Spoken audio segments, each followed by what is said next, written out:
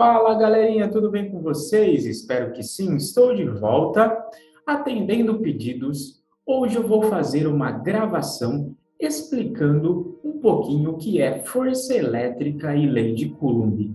Qual a teoria que eu preciso saber para o vestibular?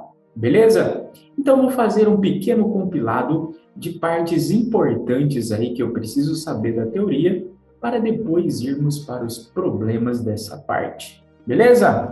Você está na Sala dos Mestres. Aqui você aprende mais. Vem para cá, segue a vinheta.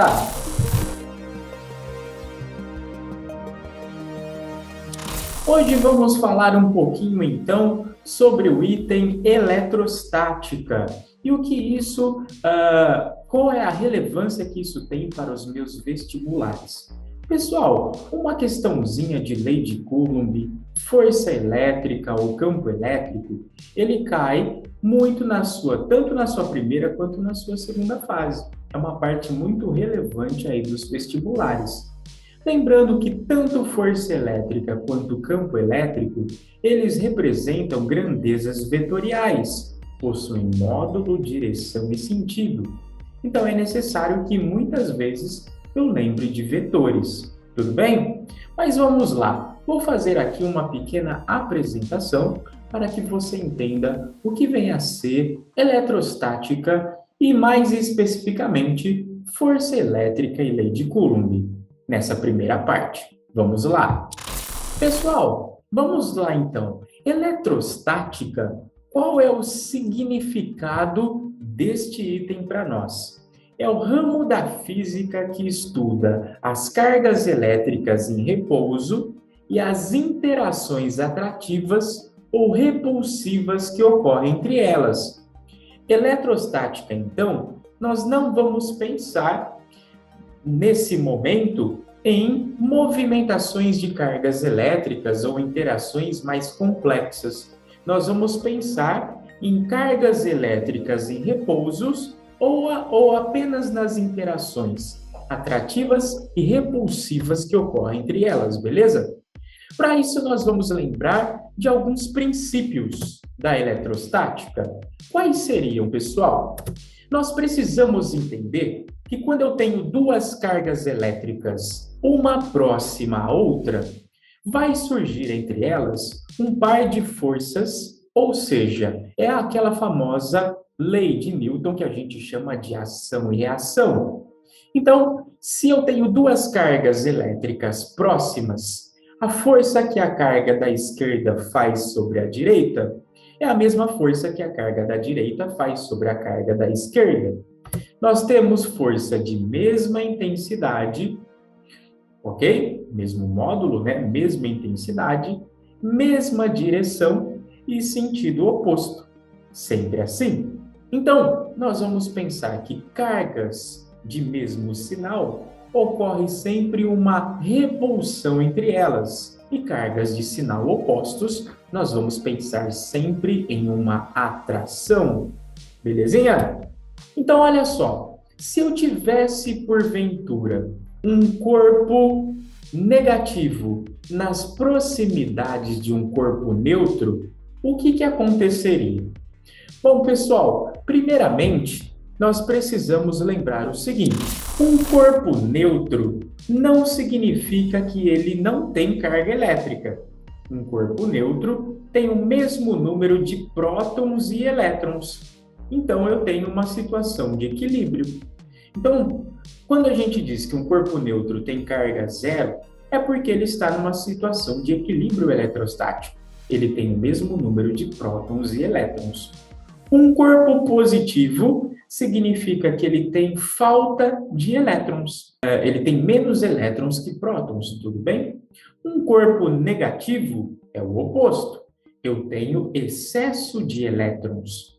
Então, só lembrando que as cargas positivas, a gente diz que ela não se movimenta por si só. Quem vai sofrer ou quem vai fazer essa interação são os elétrons. Então, carga negativa, excesso de elétrons. Carga positiva, eu tenho falta de elétrons. Corpo neutro, mesmo número de prótons e elétrons. Beleza? Vamos lá. Então, voltando para o nosso desenho, eu tenho aqui um corpo negativo nas proximidades de um corpo neutro. Olha só o que vai acontecer devido a essa aproximação de cargas. Esse meu corpo neutro, ele vai ser atraído por esse corpo eletrizado, justamente porque os sinais positivos, eles estão mais próximos da carga negativa do que os próprios elétrons que estão presentes nesse corpo neutro. Então aí vai haver uma atração.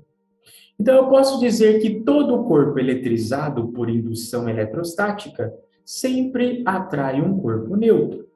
Então, se a minha carga da esquerda fosse positiva, ele atrai um corpo neutro. Como a carga da esquerda aqui é negativa, ela também atrai um corpo neutro.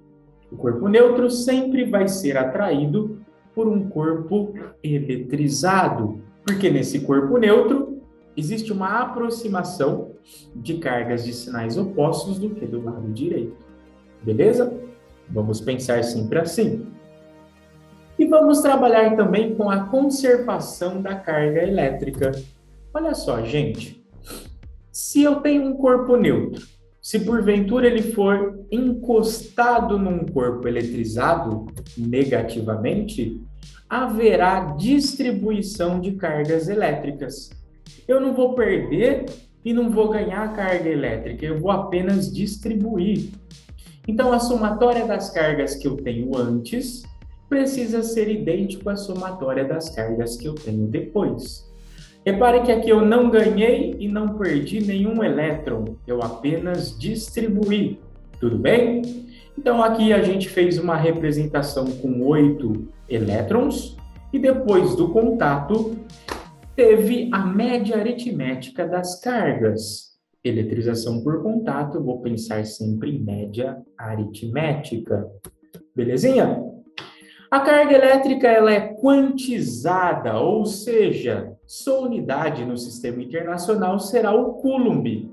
Lembrando também que o elétron ele é indivisível. Eu posso ter um elétron, 2 elétrons, mas eu não posso ter 1,5 elétrons. O elétron ele é indivisível.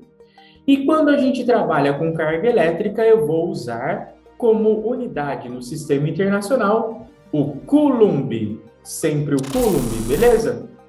Então, pessoal, a carga ela é quantizada, formada apenas por números inteiros. Então, nós teremos aqui, só para relembrar, uma tabelinha com submúltiplos de carga elétrica que a gente trabalha no dia a dia.